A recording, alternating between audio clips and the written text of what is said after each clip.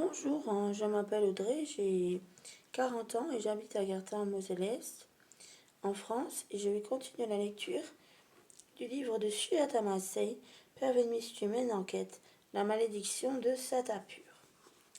Donc on était arrivé à la page 136. Le Premier ministre, le prince Sarop, n'a fait aucun progrès en ce sens, bien que l'agence soit tout à fait prête à l'été. Colin s'exprime d'une voix plate et elle sentit que c'était un sujet de mécontentement. Je vois, et il faudra attendre 8 ans avant que le prince Shivarao puisse prendre des décisions, n'est-ce pas? Il hocha la tête, l'air encore plus sombre. J'ai quand même tenu à avoir des livres ici. On ne sait jamais. Un missionnaire pourrait arriver dans la région et décider de mettre quelque chose en place. Il y a assez d'espace à l'auberge pour qu'on y aménage une salle de classe. Mais si l'école se trouvait ici, vous pourriez bien rencontrer des problèmes en agissant comme si les Britanniques dirigeaient Satapur. Perven marqua une pause car une idée prenait forme dans son esprit. Pensez-vous que si le Maharaja fréquente cette école hypothétique à l'auberge, ce serait assez près du palais pour satisfaire la Maharani, douairière et suffisamment anglais pour sa mère? Je doute que les Maharani acceptent que le prince se mette le paysan, répondit-elle en écarquillant les yeux. Et en ce qui concerne les écoles en Inde, il existe déjà des établissements qui accueillent uniquement les fils issus de la noblesse. Perven fut déçu qu'il rejette son idée, mais elle comprit ses propos. À Bombay, les parents prenaient soin d'envoyer leurs enfants dans des écoles fréquentées par les membres les plus influents de leur propre communauté. C'était même plus important que la religion des enseignants de l'école. J'aimerais connaître les noms de ces écoles pour la royauté. McLaughlin les mentionne dans les lettres du dossier. Avant de vous plonger dans ces documents, peut-on jeter un coup d'œil au livre? Son pudding fini, Perven rejoignit Colin près de la caisse. Il avait sorti un livre à la couverture turquoise sur laquelle un motif doré intrigant figurait un animal qu'elle ne reconnaissait pas, le vent dans les saules. J'ai lu des centaines de livres anglais dans mon enfance, mais je ne connais pas celui-ci, je veux dire. C'est une histoire avec des animaux. Avant de venir en Inde, mon neveu m'a demandé de la lui lire, déclara Colin avec un sourire nostalgique. L'Angleterre ne me manque pas vraiment, mais lui-ci. Pervin feuilleta l'ouvrage en prononçant que les endroits de la peau brûlée par la lanterne bouillante n'effleurent pas le papier. On dirait un roman très fantaisiste qui se déroule dans une forêt. C'est parfait, n'est-ce pas? Si nous avons le temps, je pourrais traduire une partie d'histoire en Marathi pour le Maharaja Rivarao, je veux dire, et son précepteur pourra aborder le reste au cours de ses leçons d'anglais. Il nous faut maintenant un livre pour la princesse Padmabai. J'ai changé pendant que vous étiez dehors, dit-il en prenant un petit livre à la couverture colorée sur une pile posée sur la table. Que pensez-vous de l'histoire de la petite Mingo noire? Les doutes de Pervin augmentèrent au fil des pages. Je ne pense pas que ce soit un bon choix. Pourquoi demanda-t-il intrigué. J'ai tout précisément commandé parce qu'il se passe en Inde. Pervin déclina la couverture qui figurait le dessin grossier d'une jeune paysanne brune aux pieds nus avec une tignasse bouclée, habillée d'un bout de chemisier et d'une jupe en lambeaux. Regardez cette petite fille sur la couverture, on dirait un croquis. C'est tout le contraire des ravissants animaux, du vent dans les saules. La petite princesse comprendra que c'est censé représenter une enfant indienne. Elle pourrait être gênée de découvrir que c'est ainsi que les étrangers voient notre pays. Je n'y avais pas pensé, répondit Colin, ses hautes pommettes empourprées.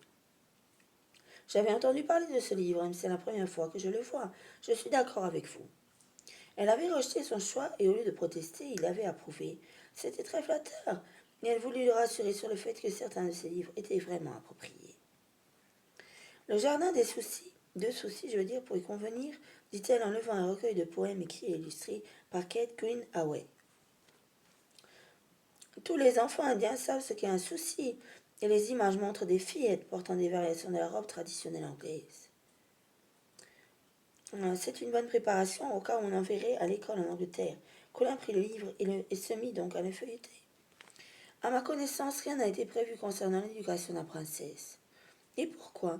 Dans quelques années, la Maharani pourrait espérer que sa fille se rapproche de Jivarao. Elle pourrait fréquenter une école pour des filles en Angleterre. Êtes-vous prédisposé à ce que les deux enfants soient éduqués loin du palais? Demanda-t-il en se raidissant. Pervin considéra ses propos avec précaution. Pas du tout. Comme vous le savez, je n'ai pas encore rencontré le prince. Je n'ai aucune idée de ce qui pourrait être bon pour lui. Mais d'après les visites que j'ai pu rendre à des femmes recluses, il semblerait que l'éducation à la maison ne leur ait pas été aussi utile qu'un enseignement scolaire. Et l'absence de contacts sociaux ne favorise pas le développement d'une personnalité généreuse et coopérative. Cela me paraît logique, répondit Colin en la fixant.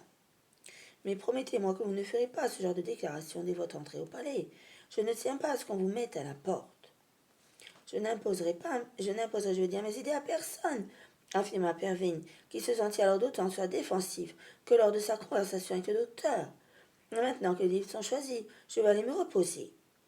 J'espère que nous aurons demain matin de bonnes nouvelles du palanquin. Très bien, dit Colin en commençant à empiler les ouvrages restant dans la caisse. Quand Rama s'était rendu au village, y faire des courses pour le dîner, il a entendu dire que les hommes étaient rentrés avec le palanquin réparé. Ils viendront vous chercher demain à 10 heures.